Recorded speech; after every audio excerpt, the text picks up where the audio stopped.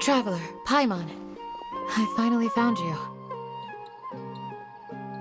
Finally? Did something happen? Don't you feel like there's something off about this year's Academia Extravaganza? When Candace and I were at the cafe earlier, we might have caught sight of some mercs on business. Thing is, they were disguised as tourists here to shop.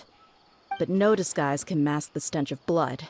Just from their suspicious looks, I bet they do dirty work like kidnapping or assassinations. We eavesdropped on them for a while. Their target seems to be someone called Sachin. Sachin? Isn't that the person who Karina mentioned during the opening ceremony? He's apparently the sponsor behind the competition prizes and the Diadem of Knowledge, but he hasn't shown himself at all. Sounds like a rich person, all right. It makes sense now. The Eremites have been struggling to make ends meet recently, so a lot of groups have been doing private work that involves the rich. In their words, one gig sets you up for half a year. Just one job like this nets them enough mora to take it easy for a while. The extravaganza has brought many tourists to Sumeru City all at once, so it's likely that they took advantage of the bustle to sneak in. Dia and I wanted to directly capture them, but they were on guard and made some excuse to slip away. I would have tied him up if it wouldn't have caused a scene. Who's legally supposed to take care of this kind of thing? The Matra or the Core of 30? If Sino were here, he'd definitely get involved. Why don't we head over to the Academia and tell Amatra? Thanks a million, you two. Not at all. It was coincidence on our part as well. Yeah, don't sweat it. The Eremites' reputation is gonna get even worse if these scumbags succeed. But this is Sumeru City. Candace and I don't have as much freedom to act here, so we're leaving this in your hands. Should you require our aid, come find us at the cafe.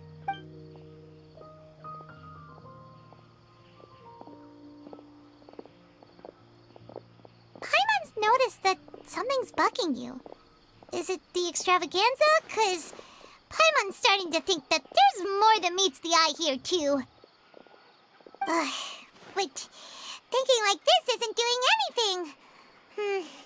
Let's just go find Amatra. Investigated Siraj with Aroused, wasn't it? Let's go. Hello, both. It's been a while. Do you have any issues to report? Someone's planning to kidnap Sachin. Goodness. Though I suppose it's not all that surprising. The growing popularity of the extravaganza has given him quite the reputation boost as its sponsor.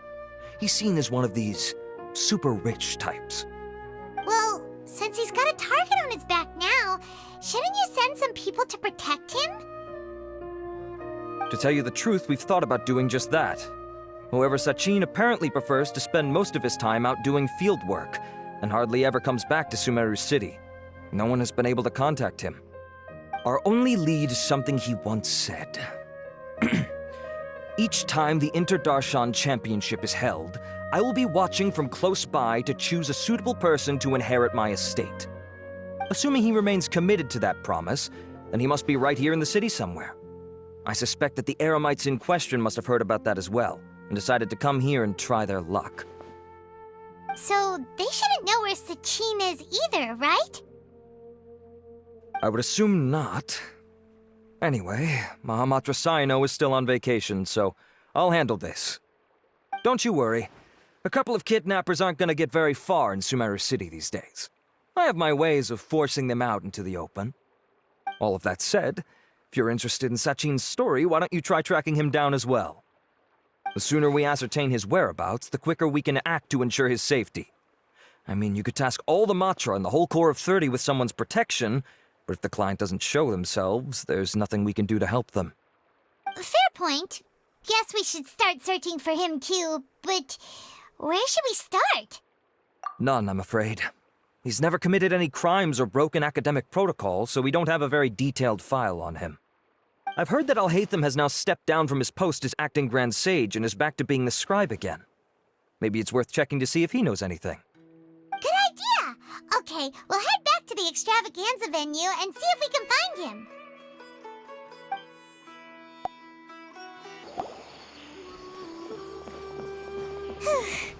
Hey, Nilu, have you seen Alhaitham anywhere?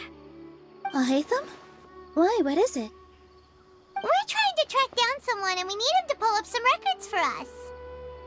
Oh, I see. Sorry, I don't know where he went. He's always the first to leave after the competition ends, and he never tells anyone where he'll be going. Huh.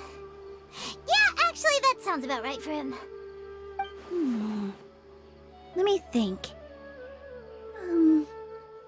To be honest, he doesn't seem very interested in the extravaganza, so he probably doesn't stick around longer than he has to. To him, being a commentator is just extra work he was roped into. Do you guys know of any places he'd go after work? There's still one more round to go. Would he really go to a tavern in the middle of the competition? Oh, here's a thought. Maybe he just went straight home. Paimon remembers that his house isn't that far from here, so we might as well check it out.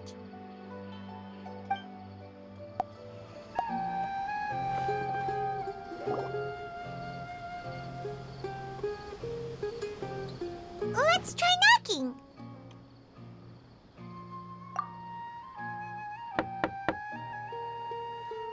No answer?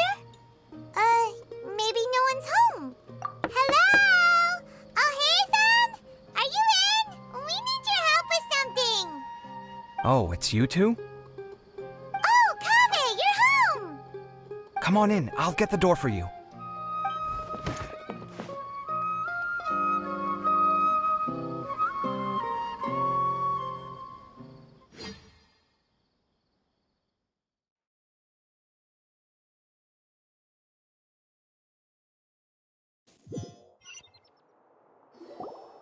We didn't hear a peep when we first knocked. We thought no one was home.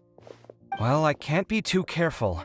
If someone from the academia came here looking for Alhaitham, and I opened the door for them without thinking, before long the whole city would know that I'm living here. You're pretty conscientious about this, huh?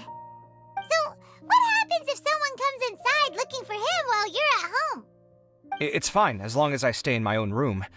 Anyway, why would someone just barge in here looking for him? Most people have better things to do. Fair enough. So do you know where he is at the moment? What do you think? Who knows what he does in his free time? All that matters to me is that he's out of the house. I wouldn't call it that. He's just incapable of saying anything pleasant at all. I told him how the second round went. I won the lot draw, remember? Because of good karma, of course. My luck's on the rise. But him, being him... You wouldn't believe what he said after I was done talking! You're always quick to remind me that you're my upperclassman, and yet you do not problem solve in the manner becoming of an upperclassman. This begs the question of why we attach prestige to seniority at all. What does he mean, manner becoming of an upperclassman? What, am I supposed to earn the title of upperclassman now? And he didn't stop there.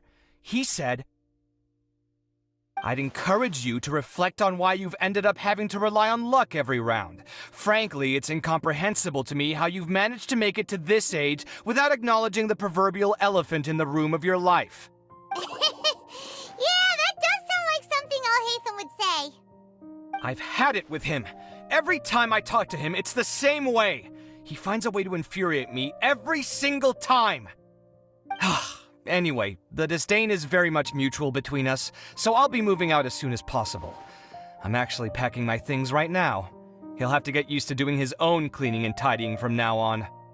See those perfectly hung paintings on the walls? They're coming with me too.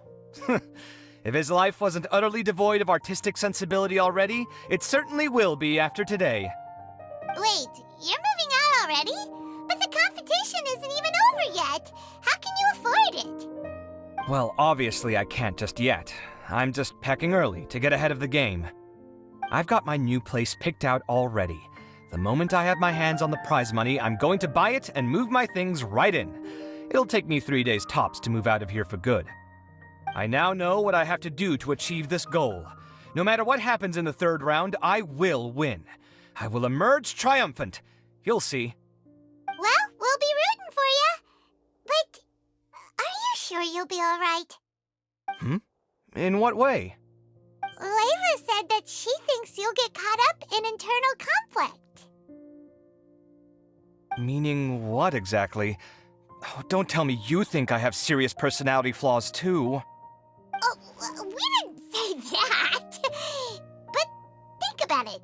You say you want to win, but you also turned Farozan down when she offered to give you her points.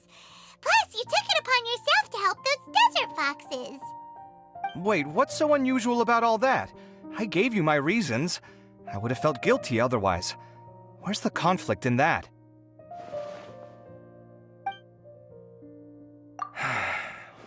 Well, when you put it like that, yes, why indeed? It's a good question. I guess it's just in my nature. Plus, if I just did nothing, then there'd be no escaping the blame if something bad came of it later down the line. But thinking like that all the time must make your life so exhausting. Not to mention that by helping out, you put yourself at risk. Fainting in the middle of the desert, for example. Was that really worth it? It's complicated. Look, let's maybe leave this conversation for another time. What was it you needed Alhaitham's help with, anyway? Sachin. Huh. He did actually mention a Sachin recently. I remember he brought a few documents home that day. He was thinking out loud as he looked through them, making some notes and doodling as he went. He even suggested that I should take a look, but I didn't. Give me a moment. Let me go find them.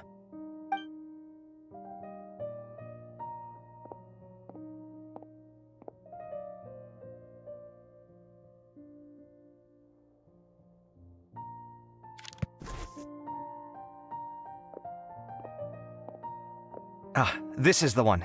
Here, take it. You sure he'd be okay with this? With taking liberties? He's certainly okay with helping himself to my beer whenever he pleases. And anyway, he did ask me if I wanted to read his notes.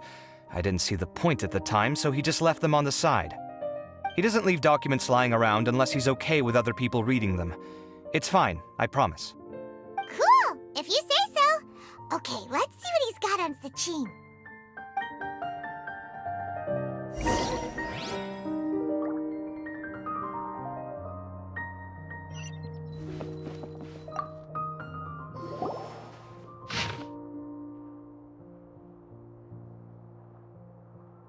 That was a lot of information. Paimon's getting a headache. So, to sum up, Sachin put the academia in charge of managing his estate and went off to do research, right? He even said that if he really liked one of the contestants, he wouldn't just give them a reward, but his entire estate as well. Oh, that must be worth heaps and heaps of mora. What? Are you serious? All of Sachin's wealth, that's more than I could spend in a lifetime, surely. Heck, if I got chosen, I'd be able to pay off all my debts, then buy a new place, and still have cash to burn. I could build another Palace of Alcazar's except this time, I'd make it 10 times bigger. Oh, then there's that new project in Port Ormos, of course. The bridge renovation. To do it properly would take upwards of... Hey, snap out of it! You're getting way ahead of yourself there, mister. You're right. First, I need to focus on winning and moving out of this place. Huh? Wait a moment. There's a loose slip of paper tucked in between these pages. Did Alhaitham write this? It looks like he was jotting ideas down as he was thinking things over. Let's see. Two phrases have been circled. Sachin, dead or alive, unknown. And diadem of knowledge. Some of this stuff is just plain incomprehensible. Is this written in some other language? Let me see. Huh. I recognize this script. Give me a second. Lofty ideals may provide no defense at all against nihilism, but perhaps little decisions can. That's a rough translation anyway. I can't guarantee it's 100% accurate. There's another smaller line of text underneath. Why would he bring that up? Wow, it's so cool that you can actually read this script! We worked together on a project once when we were students. The title was Decoding the Runes and Architectural Philosophy of the Ruins of King Deshret's Civilization. I had to familiarize myself a little with this script at the time. Oh, interesting. So, any idea what Alhaitham meant by all this? Who knows? The way his mind works is one of the great mysteries of the world. Fair enough. Well, guess we've learned all we can here. Yeah, he better catch those crooks. But until then, let's just head out for a stroll.